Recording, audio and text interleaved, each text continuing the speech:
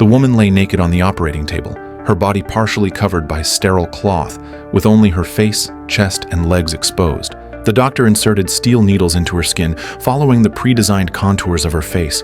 Even though she trembled violently in pain, her veins bulging, she refused to stop the surgery, because this body was her ticket to fame and fortune. Even if it meant tearing flesh and reshaping bone, she had to endure. The moment the bandages were removed, an angelic face appeared before the public, and no one could see that this face had once been pierced by dozens of needles. Those hundreds of cuts were not pain, but the coronation of a top star. Today, we will uncover the abyss behind this beautiful myth, Helter Skelter. With her surgically crafted beauty, Lilico stepped into the modeling industry and quickly rose to fame, becoming one of Japan's most adored idols at the time. Her image filled magazine covers and posters in convenience stores. Whenever her photo appeared on a store sign, passers-by would stop to stare. Luxury brands reserved the most central position for her.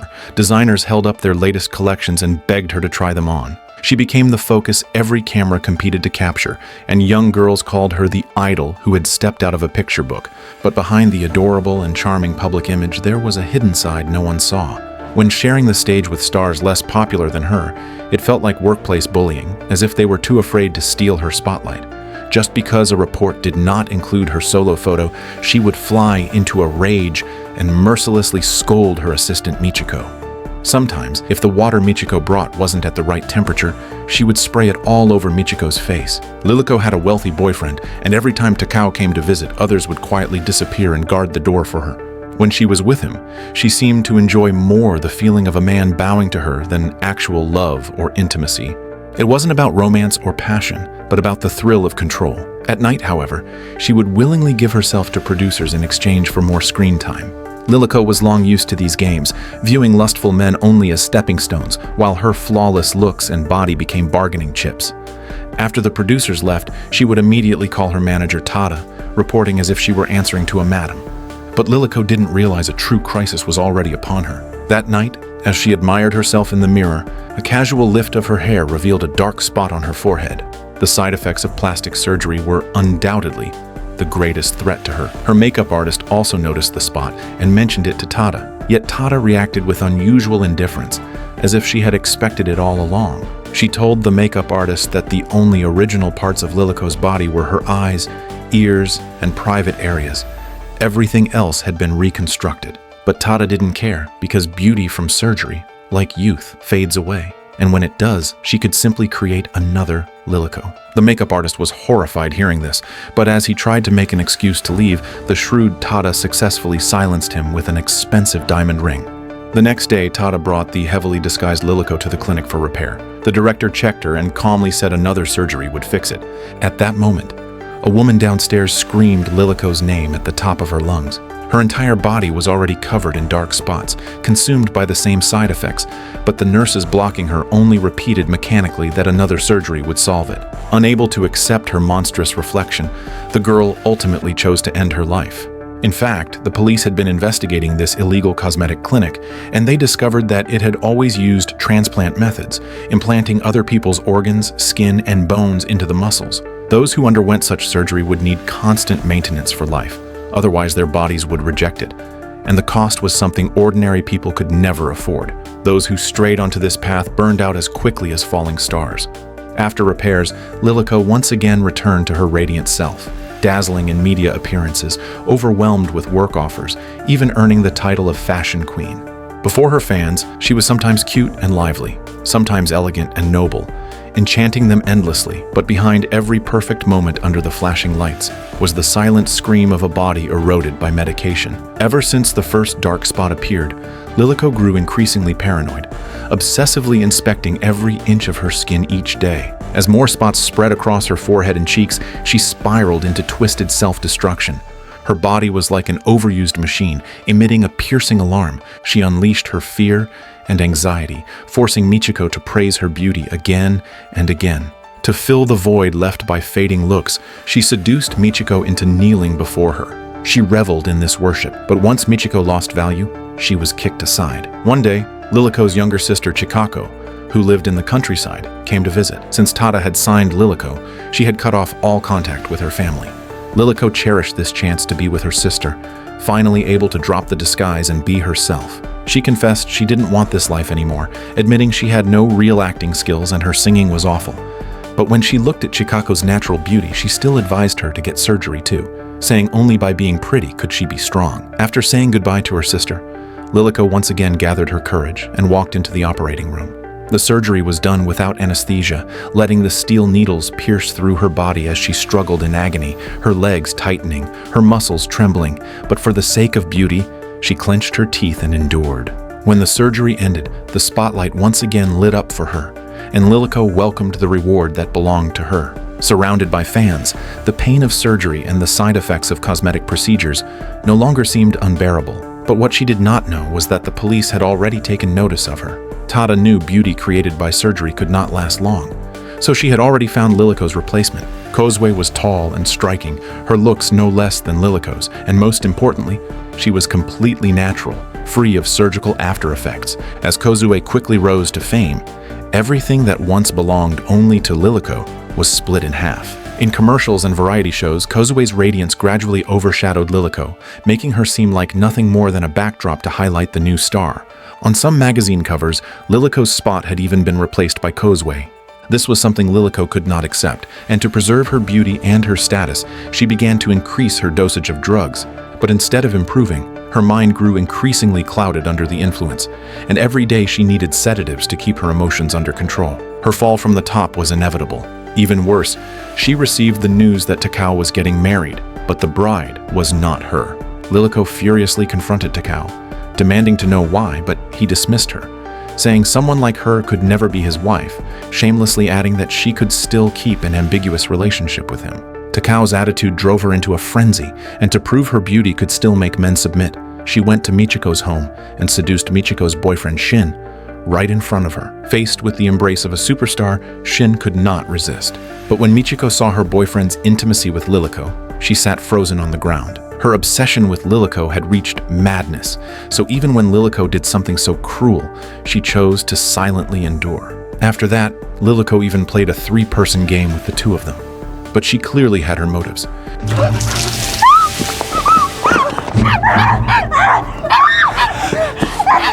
She exploited Michiko and Shin's desire and admiration, luring them into plotting against Takao's fiancé. When the story made the newspapers, Lilico washed her hands of it, claiming she had never ordered them, saying they had misunderstood her. She even used it as leverage, forcing them to obey her completely, demanding their loyalty in humiliating ways, as if testing their submission. Lilico eventually got what she wanted, receiving a message from Takao begging to get back together, once again tying him to her side.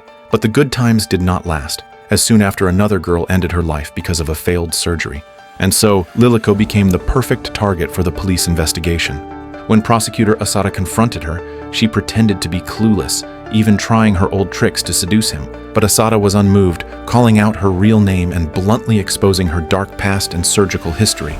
He demanded her testimony against the clinic, and before leaving, he handed over documents containing all of her secrets. The contents were enough to destroy everything she had built, and once made public, her life would be over. In an emotional breakdown, she injected medication once again to keep herself under control. Stumbling into the living room, she saw Kozue shining on the television screen, and jealousy and rage clouded her mind until a sinister thought appeared. She wanted to ruin Kozue's face. So Lilico once more manipulated Michiko's blind devotion, ordering her to carry it out. But under the heavy influence of drugs, Lilico's mind became even more unstable, hallucinations striking frequently. During a live-streamed birthday celebration, the flood of chaotic cheers triggered another episode, worse than ever before. She lost control, knocking over the cake with her flailing hands, then collapsed violently to the ground. She screamed hysterically, yanking her own hair, desperately trying to drag herself back to reality. Even in such a pitiful state, she was still thinking about becoming more beautiful. When she awoke, she received a call from Tada. Because she ruined the live broadcast, her loss of composure was completely exposed to her fans. Her carefully crafted persona collapsed, leaving her with no value, and Tada finally decided to abandon her. After Lilico learned that the task she gave Michiko to destroy Kozue's face had failed, she seemed to find a place to vent her emotions, beating Michiko with punches and kicks. Then she ran into the heavy rain, letting the water pound against her body, with all her former brilliance gone. Flashes of the past filled her mind, moments when she was adored by thousands. The darling who once shone under the spotlight, the cheers that once belonged only to her, had now turned into curses tearing at her soul, dragging her into an abyss with no return. The neon-lit rain looked like blood, as if cleansing the filth from her body. It wasn't until Lilico saw her reflection in the massive mirror wall that she began to regain some sanity. She scrambled to fix her hair, only to discover it was falling out in large clumps. This body, exhausted by drugs and surgeries, finally bared its monstrous fangs at its master.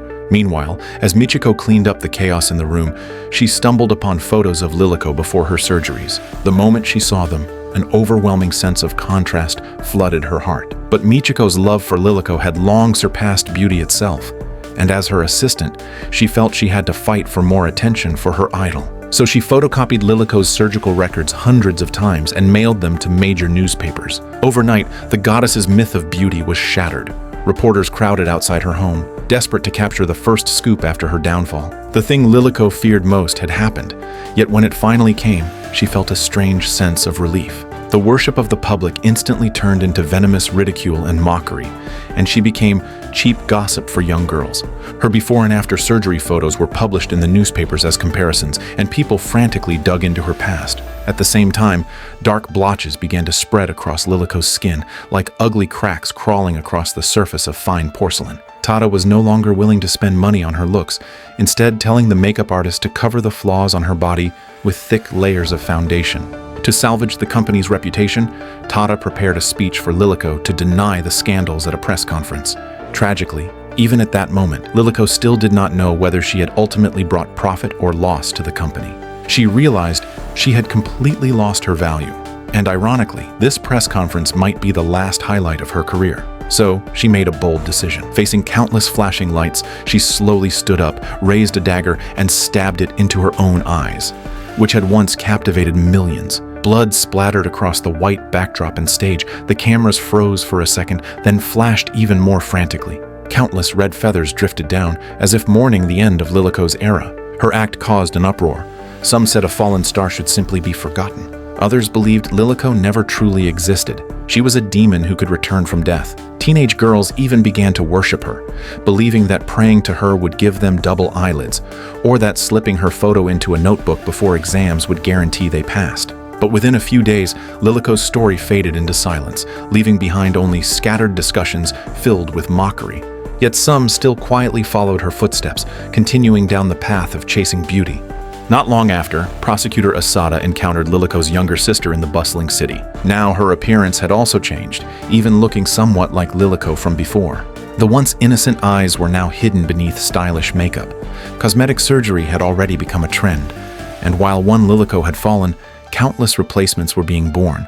On giant billboards, Lilico's hollow yet perfect smile looked down upon the crowd, and somewhere in the city, a reborn Lilico hid in a lavish room, eerie and alluring, mocking those pitiful souls who still chased beauty. Lilico had traded her entire body to illegal surgeries for top-tier fame, only to collapse when dark spots spread and her hair began to fall. Beauty built by surgical knives was a ticking time bomb.